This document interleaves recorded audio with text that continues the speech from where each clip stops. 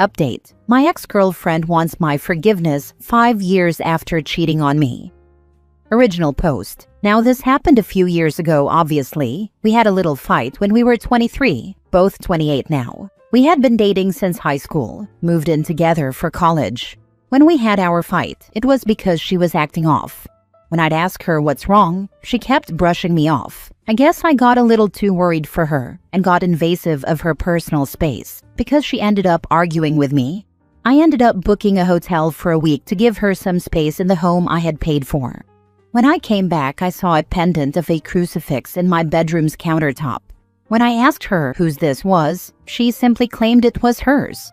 But when I saw through the lie, she broke down and gave me the harsh truth: that she had just cheated. I was heartbroken. She claimed she still loved me and gave me a whole bunch of talk, which did seem convincing, but I broke up with her anyways. Now, 5 years later, she comes back to me and says she still loved me and she's always loved me. She's also been claiming that cheating was her worst mistake ever, but from the look in her eyes and her tone, it felt genuine. I'm really conflicted right now. I've loved her for forever. I never really stopped. And seeing a chance back might make me blind and just choose to have her back. I really don't want my heart taking this decision. We've both dated nobody since. I know I didn't. She claims she didn't. Who knows? I need help. Do cheaters even deserve forgiveness? Now for the top advice before reading the update. What I want to know is, if you think you can move past this even if you forgave her, after you forgive her, does she want to rekindle the relationship? Yes, people have been forgiven for cheating, but that doesn't mean you need to put yourself in that vulnerable position again. Like I said, she's been begging for forgiveness. Even when I start hesitating, she stops looking for forgiveness. She just begs me not to hate her. It all clenches my heart. I really don't know if she's a master manipulator or I'm the fool. This isn't just forgiveness for cheating. What about the lying? Well, the lying technically didn't last over 5 minutes, since she broke down quite quickly, but you're 100% right. Don't think about the good times. Imagine how you'll feel the next time you guys have a fight. Will you pull your punches because you're afraid she'll run out and bang someone new? How do you know she won't? Was the guy a friend? A random from a bar or what? The point is, her regret now doesn't mean a damn thing. If in the future cheating is her reflex response to conflict. I was too broken to ask about who the guy was. It was quite literally the last thing on my mind since the whole topic hurt me. But you're giving me quite the futuristic insight. Yeah, you're right though. Thank you for putting that thought into my mind. I'm not sure if anyone can give you the right advice. I wouldn't take back a cheater because I always believe there are other people I could date. However, both of you haven't dated since then. Is dating other people than her sound appealing? Why haven't you given it a shot since this relationship ended? I've had horrible relationships even before her. I overall just surrendered the idea and continued focusing on self-development. Just to make myself clear, yes, my date game in high school was just as disastrous. Well, I think it would be a good move to expand your horizons and date other people. It's been a long time since this relationship ended, and you've done a lot of self-development. You've changed. Would you even want to be in a relationship, or do you like where you are now? I definitely want a relationship, just haven't been actively seeking one. But you guys on Reddit made me see things more logically rather than emotionally. I'm forever grateful for that. Mini update. I've fully decided against getting back with her, and I've unblocked her and called her telling her to meet up in a cafe tomorrow night to discuss our feelings towards each other. But I will not take her back. Now for the full update. I called her after everyone told me it's best we ask for information, and so I've rung her up to meet at a place we both agreed on. We ended up meeting at a restaurant as we had agreed upon. As expected, she went back to apologizing mode, but then I wasn't going to let her off the hook, and I had asked her for everything. I asked about why she was off before I had given her a break. She said she's had a feeling that we're no longer clicking as we used to, which was sort of true, and that she wanted to do something to lighten up our relationship before it might have been too late. She felt the spark was gone and felt an urge to do something, therefore explaining her sudden shift in attitude and mood. I asked her about the cheating build-up and who the guy was.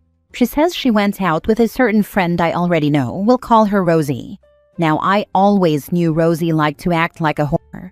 She's the kind of woman you'd hook up with and find her gone by the next morning like some Batman crap. But still my ex's friend. She said after our argument, she called up Rosie to rant about our argument. It was a Friday night and Rosie just recommended she drinks her worries away and hit up some bar.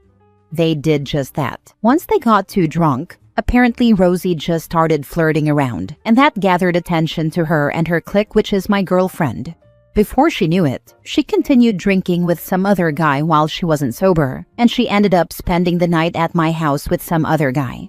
She claimed she got furious and heartbroken to pieces, to the point she kicked the guy out immediately, thus explaining the pendant that magically remained after she cheated.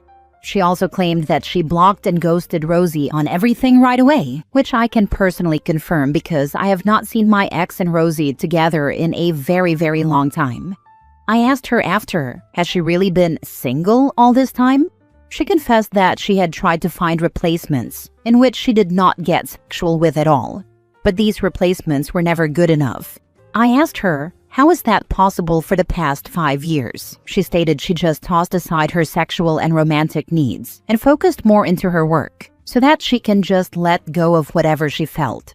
I asked her, how is that possible? To be single in her 20s for so long. She said she had hoped the opportunity to take me back would come, but it never did. She realized the only way to rekindle our relationship is by her own efforts. She said she noticed I'd never come back on my own. She proceeded to ask me the same questions about my relationships, which I had similar responses to. When we wrapped up dinner and I got to leave, she held my wrist and just begged me to think about it. And if I don't want her back, she asked that I just don't hate her. She said she'll love me no matter what. Now I'm seriously confused. I'm starting to think if dying alone is the best option here. Cheating is bad enough, but dude, she banged the bar rando in your bed. I find it hard to believe she's been celibate for 5 years. It's possible, but doubtful. Lol seems much more likely that the liar just lied again. So you're saying liars lie? Interesting. And this we aren't clicking thing. Cool, then break up. Sounds like BS to me. Those are exactly some of the tells that someone is having an affair or leading up to one.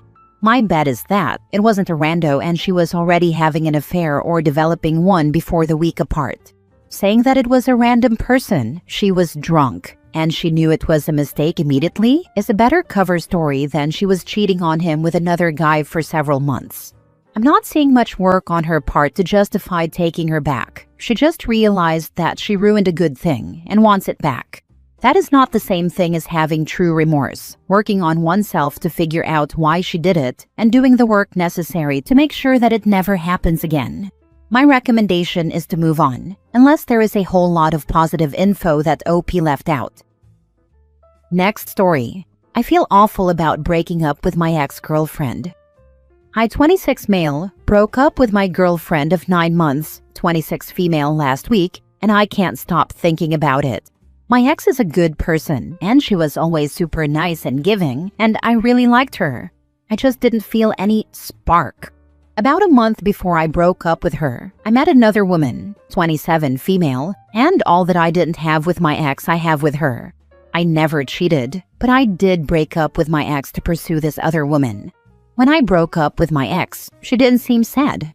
She just nodded and said something along the lines of, I knew this would happen eventually. I asked what she meant, and she told me that she's always been a stepping stone partner, that she will date somebody on a temporary basis, and then they end up finding a person they love. I laughed, thinking it was a joke, but it wasn't. Every single one of her ex-boyfriends dated her for a couple of months and has since married or gotten engaged to the next girl they dated. She showed me proof via social media. She said it was sad at first, but now she's just happy to have helped another guy find his soulmate.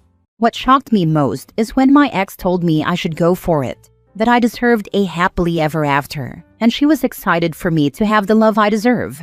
I haven't spoken to her since, and I have started seeing my current girlfriend, but I can't get out of my head the moment she told me she knew our relationship wouldn't last, thanked me for my time, and encouraged me to pursue my girlfriend. It feels super uncomfortable to realize that my ex enters relationships expecting them to be temporary. I don't know what to do or say or feel. That's super depressing. It sounds like a lot of these guys dated her for far longer than they should have, so she's become hyper aware of the signs when they start pulling away. I hope she finds happiness with someone who is crazy about her. A friend had the experience of OP's ex-girlfriend. The cycle lasted almost 3 years and it was hard. Then she stopped dating for almost a year, and when resumed dating, she met her man 3 months later, and they married 4 years later. Why it happened, I don't know, but life can be unpredictable and unfair. I'm more confused on how you date someone for 9 months and don't feel a spark. You do, if you are using them like OP did until he found someone else. 100% this. I have zero idea why people do this, but it seems to be quite common. If you don't feel a spark, then communicate that to the other person before things progress. Or better yet, cut the other person loose so they can find a real romantic partner. If you don't communicate it or put brakes on the relationship, then stuff like this happens. You meet someone who you are attracted to and bam, relationship is over. I can't imagine using someone like this. I'm manifesting that she'll find a man that doesn't use her as a stepping stone and wants to be with her wholeheartedly. Poor girl. Same. I want her to experience the love of her life permanently. She deserves that. I was a lot like this girl for the longest time, and then I met my husband and we've been stuck to each other since. He truly is the love of my life, and all the other crap was worth it, if it meant I got to meet him. Last story. A 26 female turned my 28 male partner into a parasite, and now I resent him for it. I'm a naturally giving person, meaning I do all I can to satisfy my partners. Long day at work? I'll take off your shoes and rub your feet. Your favorite band is in the city? I got us tickets already. Don't mention it. You asked me to come over? I brought your favorite snacks and drinks. You're coming over? I made you food and rented your favorite movie. I can't help it. I grew up poor. I never had a room of my own. Not even a bed.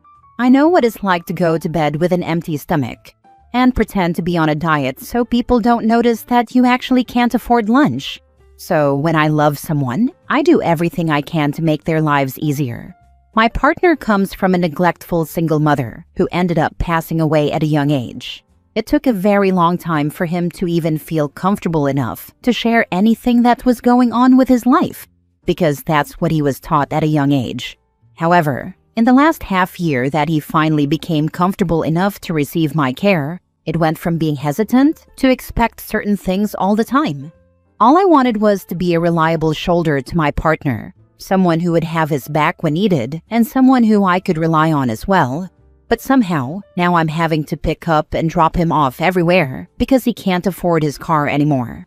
Sometimes he'll ask me to stop at the drive-thru and after ordering, pretend to be on his phone and expect for me to pay.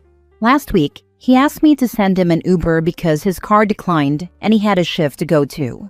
I picked him up once he got out, and to my surprise, he asked if we could make a stop at Walmart because he was in the mood for snacks. With what money? Mine.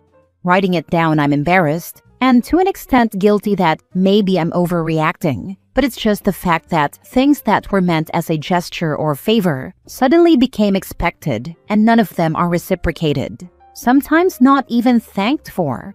The thing is, I could blame this entirely on him, but this is not the first partner that changes entirely after I act caring towards them. My last partner did the same thing, to the point where he would be upset if I bought stuff with my own money because, you know, I can't cover my car bill this month. I don't get it. How is it that I end up being my partner's mother when I don't even want kids? How can I stop this? I'm so heartbroken. I feel like I ruin people and condition them into becoming their most dependent version, and I hate myself for it. You've been loving people in the way you wished someone had loved you. So fully, selflessly, without condition. That instinct comes from a good place, but it's also tied to survival.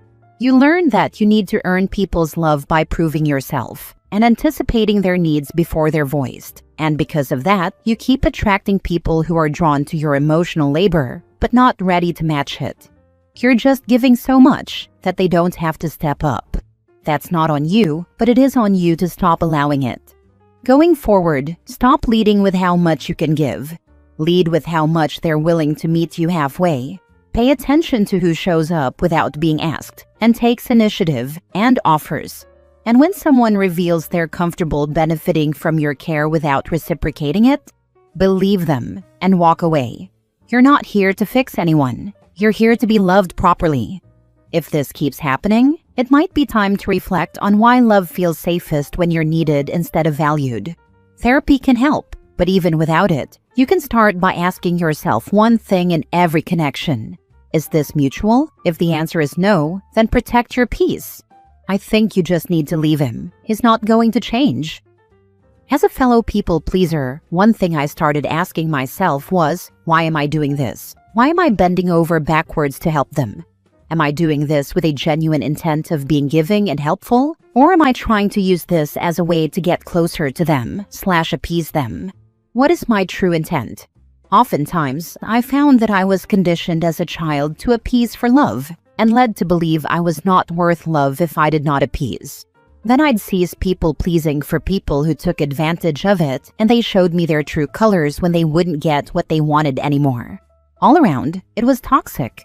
Me, them, everyone. I started only doing things for people if I wanted to. Turns out, I'm not as helpful of a person naturally as I was conditioned to be. And I've had to do a lot of therapy to accept that about myself. That I grow resentful because I help so much and don't get anything back. Because it's an economic exchange, in my mind, no matter what.